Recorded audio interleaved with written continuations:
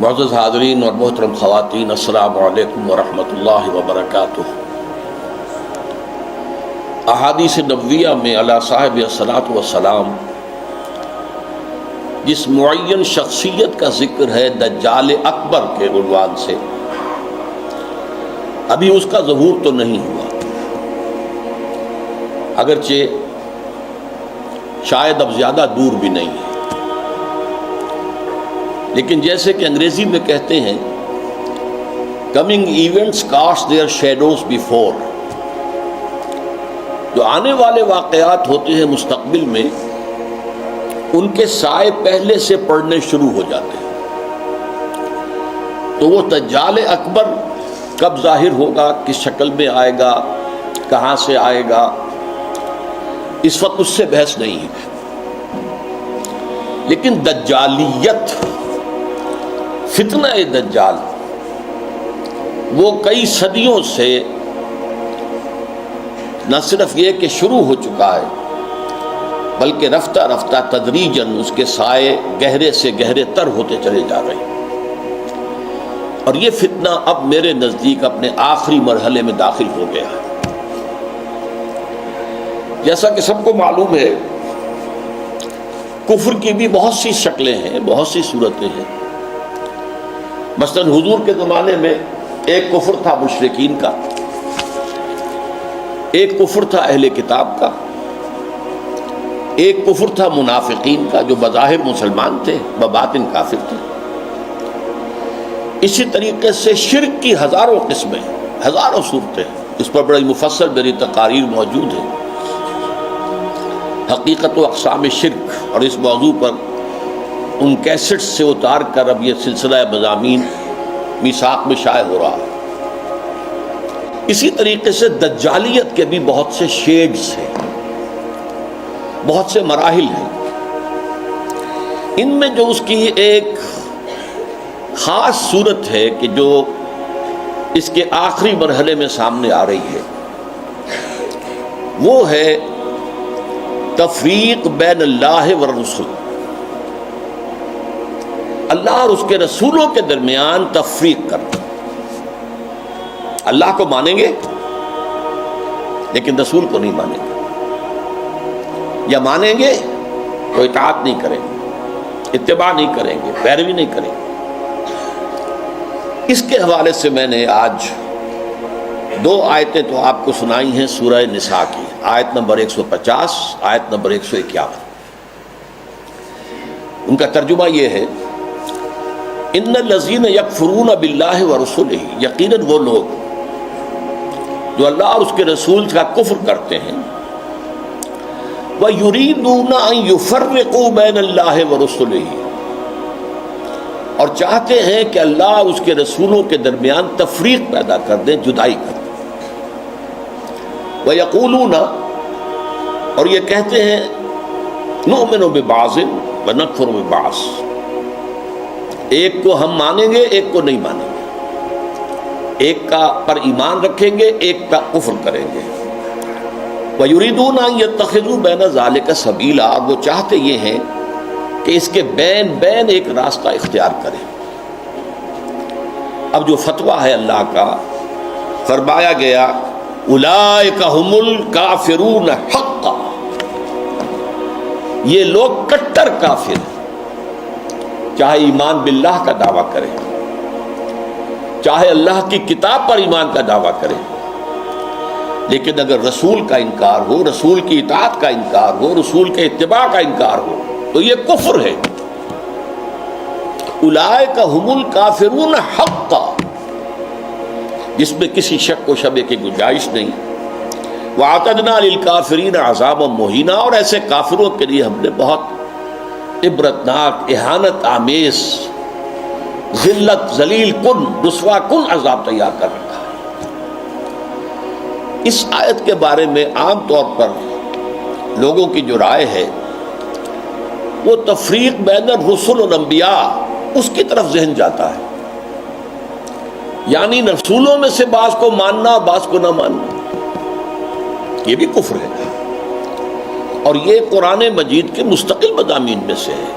رسولوں کو بھی سب کو ماننا، اور ہمارا ایمان یہ ہے کہ جن رسولوں کا ذکر قرآن میں نبیوں کا ذکر ہو گیا ان کو تو ماننا ہے ہی، ان میں سے تو کسی ایک کا انکار سب کا انکار ہو جائے گا۔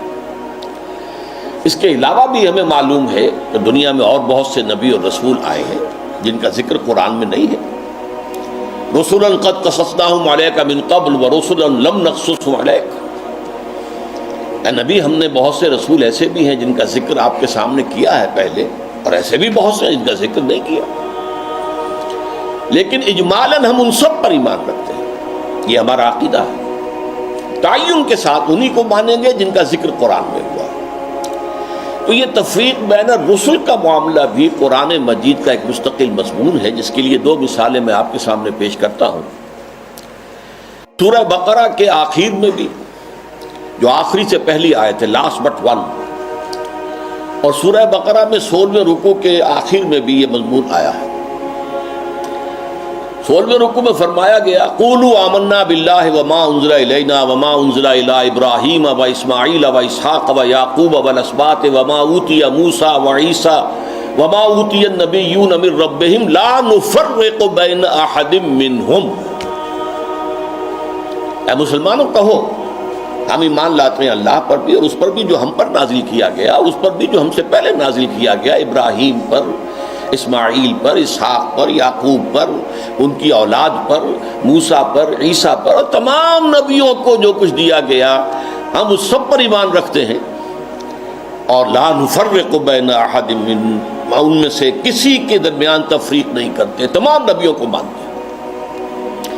اسی طرح جو سورہ بقرہ کی آخری سے پہلی آیت ہے آمن الرسول بما انزل الیہ من ربہ والمؤمنون کل آمن باللہ وملائکتہ ورسلہ لا نفرق بین احد من رسلہ، ہم اس کے رسولوں میں سے، اللہ کے رسولوں میں سے کسی ایک کی بھی تفریق نہیں کرتے۔ تو تفریق بین الانبیاء والرسل بھی قرآن کا ایک مستقل موضوع ہے۔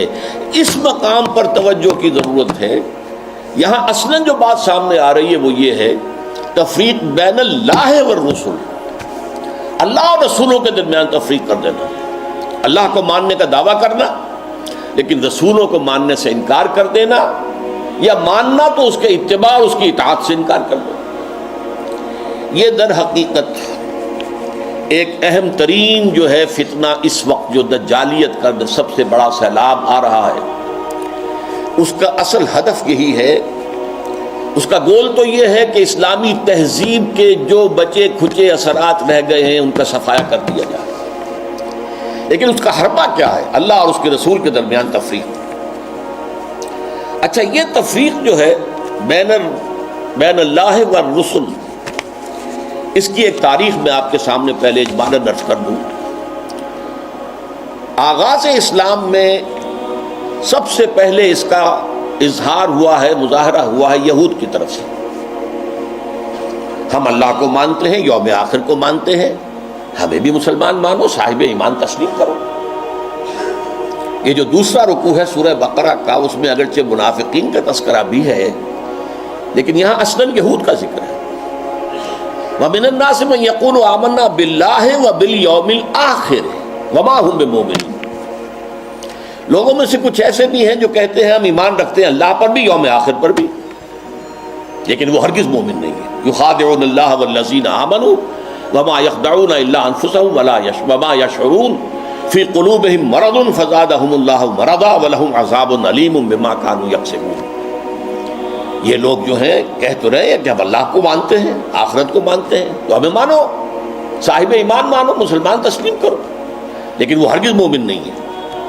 وہ دھوکہ دے رہے ہیں اہل ایمان کو، اور کوشش کرتے ہیں اللہ کو دھوکہ دینے کی، لیکن یہ کہ انہیں اندازہ نہیں ہے کہ وہ کیا کر رہے ہیں۔ لیکن صاف فرما دیا گیا کہ ان کے لیے عذاب مہین ہے، وَلَهُمْ عَذَابٌ عَلِيمٌ، دردناک عذاب۔ تو یہ یہود کی طرف سے دعوت تھا، اور خاص طور پر جو ابتدائی عہد تھا مدینہ کا، جس میں کہ 16-17 مہینے حضور نے بیت المقدس کی طرف رخ کر کے نماز پڑھی ہے، حضور نے اور صحابہ نے۔ اس وقت خاص طور پر ابھی یہودیوں کے کان کھڑے نہیں ہوئے تھے کہ یہ کوئی نیا دین آ گیا ہے یا یہ کوئی نئی امت کی تاسیس ہو رہی ہے، یہ تو ہمارے ہی قبلے کو کی پیروی کر رہے ہیں۔ اسی سے ہمت پا کر ان کو یہ کہنے کا بھی موقع ہوا کہ ہمیں بھی مانو کہ ہم مسلمان ہیں، مومن ہیں، دیکھو اللہ کو مانتے ہیں، آخرت کو مانتے ہیں، اگر ہم محمد کو نہیں مانتے صلی اللہ علیہ وسلم تو کون سی بڑی بات ہے؟ بہرحال قرآن مجید نے فتویٰ دے دیا کہ یہ کافر ہیں، مومن ہرگز نہیں ہے، دھوکہ دے رہے ہیں، ان کے دلوں میں ایک مرض ہے، تکبر ہے، کیوں نہیں مان رہے محمد کو صلی اللہ علیہ وسلم؟ تکبر، اور اس کی وجہ سے اللہ نے ان کے تکبر میں، ان کے مرض میں اضافہ کر دیا ہے۔ وَلَهُمْ عَذَابٌ عَلِيمٌ بِمَا كَانُوا يَكْسِبُونَ، اور ان کے لیے دردناک عذاب ہے بسبب اس کے کہ جو جھوٹ وہ بول رہے ہیں۔ نمبر 2 پر منافقین نے جو شکل اختیار کی، وہ پورے زور دے کر کہتے تھے کہ ہم اے محمد آپ پر ایمان رکھتے ہیں، لیکن یہ کیا ضروری ہے کہ آپ کو ہر معاملے میں حکم تسلیم کریں؟ یہ کیا ضروری ہے کہ آپ کا ہر حکم بھی مانیں؟ آپ کی رسالت کا کام پورا ہو گیا، آپ نے قرآن لا کر ہمیں اللہ کی کتاب دے دی، اب جو کچھ قرآن میں ہوگا اس کو تو مانیں گے، لیکن یہ کہ آپ کا حکم، آپ کا قول، آپ کا فرمان، آپ کا قانون، یہ کیوں مانیں؟ چنانچہ آپ دیکھیے سورہ منافقون کی پہلی آیت میں سب سے زیادہ شد و بد کے ساتھ وہ ذکر ایمان بالرسول کا کر رہے ہیں۔ اذا جاءك المنافقون قالوا نشهد انك لرسول اللہ، اے نبی جب آپ کے پاس یہ منافق آتے ہیں اور کہتے ہیں کہ ہم گواہ ہیں کہ آپ اللہ کے رسول ہیں، واللہ یعلم انک لرسول، اور اللہ خوب جانتا ہے، اللہ سے بڑھ کر اور کس کو معلوم ہوگا کہ اے محمد آپ اللہ کے رسول ہیں صلی اللہ علیہ وسلم، واللہ یشہد ان المنافقین لکاذبون، لیکن اللہ تعالیٰ گواہی دیتا ہے کہ یہ منافقین جو ہیں یہ جھوٹ بول رہے ہیں، ان کا آپ کی نبوت و رسالت پر وہ ایمان نہیں ہے کہ جو ہونا چاہیے۔ خاص طور پر قتال کے بارے میں انہوں نے یہ کہنا شروع کر دیا تھا کہ یہ تو خود اپنی طرف سے شروع کر دیا ہے محمد نے صلی اللہ علیہ وسلم، ابھی قرآن میں تو قتال کا ذکر ہی نہیں آیا، اور وہ کہتے تھے کہ کوئی صورت کیوں نہیں اتری؟ یہ جو چھیڑ چھاڑ مکے والوں سے شروع کر دی ہے، یہ جو ان کے قافلوں کا پیچھا کر رہے ہیں، تعاقب کر رہے ہیں، ان کی ایک پولیٹیکل آئسولیشن اور اکنامک بلاکیٹ کے جو اقدامات کیے یہ تو خود کیے انہوں نے، اس کا اللہ کی کتاب سے تو کوئی تعلق نہیں ہے، اسی پر سورہ محمد نازل ہوئی ہے صلی اللہ علیہ وسلم، لیکن یہ جو معاملہ ہے اس پر بھی فرما دیا گیا کہ یہ کفر ہے۔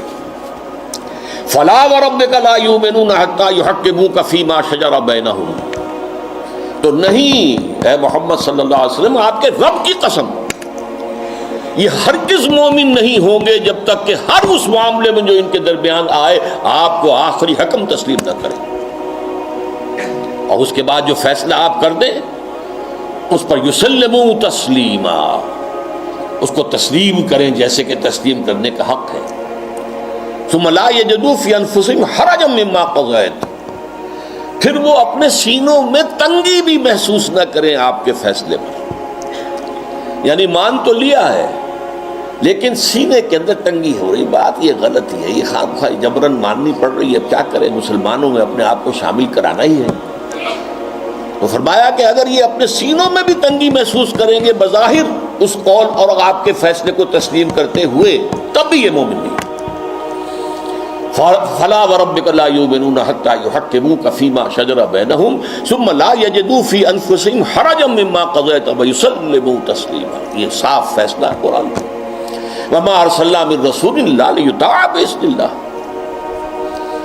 ہم نے تو رسول جب بھی بھیجا، جو بھی بھیجا وہ تو اسی لیے بھیجا ہے کہ اس کو اللہ کے حکم سے اس کی اطاعت کی جائے۔ اچھا، میں to cut a long story short, اب میں آ رہا ہوں اس دور پر جب کہ امت مسلمہ، امت محمد صلی اللہ علیہ وسلم کی عمر کا 1000 سال گزر گیا، الف اول ختم ہوا، الف ثانی کا آغاز ہوا۔ اس وقت یہ فتنہ بڑے شد و مد سے ہندوستان میں اٹھا، اکبر اعظم، مغل اعظم، اب تو اس کی جو پکچر ہے وہ بھی پاکستان میں آ گئی ہے، درآمد کر لی گئی ہے، مغل اعظم، اکبر اعظم، اس نے جو دین الہی شروع کیا تھا، اسے دین اکبری بھی کہہ دیا جاتا ہے، اکبر سے نسبت کی طرف کی وجہ سے۔ دین الہی اس کا مطلب کیا تھا؟ اللہ کو مانو، باقی رسولوں کے ماننے سے تفرقہ ہوتا ہے. رسولوں کی شریعتیں جدا ہیں. خود قرآن کہتا ہے سورہ مائدہ میں وَلِكُلٍّ جَعَلْنَا مِنْهُمْ شِرْعَةً وَمِنْهَاجًا، ہم نے ہر ایک کے لیے ایک شریعت مقرر کی ہے، ایک منہاج مقرر کیا، ایک طرز عمل اور ایک جو منہج ہے وہ معین کیا. تو جو فرق لوگوں میں آتا ہے وہ رسالت کی وجہ سے آتا ہے. اللہ تو سب کا ایک ہے. وہ تو یہ ہے کہ لوگ مختلف ناموں سے اللہ کو پکارتے ہیں، پرمیشور کہہ لیں، مہادیو کہہ لیں، اور جو بھی آپ چاہیں پرماتما کہہ لیں، اللہ کہہ لیں. یہ سب سے کیا فرق واقع ہوتا ہے؟ وہ ایک ہی ہے، ایک ہی حقیقت ہے. بس اس کو مانو، اس کو پوجو، اس سے محبت کرو، اس سے لو لگاؤ، اس کا قرب حاصل کرو. باقی ان چیزوں کو چھوڑو، ان کی کوئی حیثیت نہیں. اس فتنے کے پیچھے اس کی سیاسی حکمت عملی بھی تھی. ہندوستان کے حالات کو یقیناً یہ کہ اگرچہ وہ ان پڑھ تھا، بالکل ان پڑھ، لیکن ذہین بہت تھا. اندازہ کر لیا تھا کہ ہندوستان کا اصل مسئلہ یہی مذہبی تفاوت اور فرق ہے. لہذا کوئی شکل ایسی ہو کہ اس تفرقے کو مٹا دیا جائے، اور اس کی شکل یہ شریعت کا اور رسالت کا تصور جو ہے بیچ میں سے نکال دیا جائے. تو اللہ کے اوپر، اللہ کو رام کہہ لو، رحمان کہہ لو، کیا فرق واقع ہوتا ہے؟ اس سے یہ ہے کہ یکجہتی پیدا ہو جائے گی. ہندو عورتوں سے شادی کی، یہاں تک کہ اس کا جانشین جہانگیر سلیم شہزادہ، وہ بھی ایک ہندو، اجودھا بائی جو ہے اس کے وطن سے پیدا ہوا. ہندوؤں سے شادیاں کی، کئی جو ہیں اس کی رانیاں تھیں. تلک بھی لگا لیتا تھا، بتوں کو بھی پوجا کر لیتا تھا، ڈنڈوت کر دیتا تھا. ہر رانی کے ہاں موجود ہے بت، وہاں گیا تو وہاں بھی اس نے سجدہ کر دیا، یا کم سے کم سر جھکا لیا، ہاتھ جوڑ کے کھڑا ہو گیا. یہ سارا فتنہ اس نے شروع کیا تھا ایک پولیٹیکل وزڈم کے تحت. لیکن اس کی ایک تائید ہو رہی تھی، اور وہ تصوف کے جس میں ہمہ اوست اور وحدت الوجود گڑبڑ ہو گئے تھے. Pantheism and unity of existence, یہ دو چیزیں علیحدہ ہیں، فرق باریک سا ہے. عوام اس فرق کو سمجھنے سے قاصر ہے. یہاں کے تصوف میں یہ دونوں چیزیں گڑبڑ ہو گئی.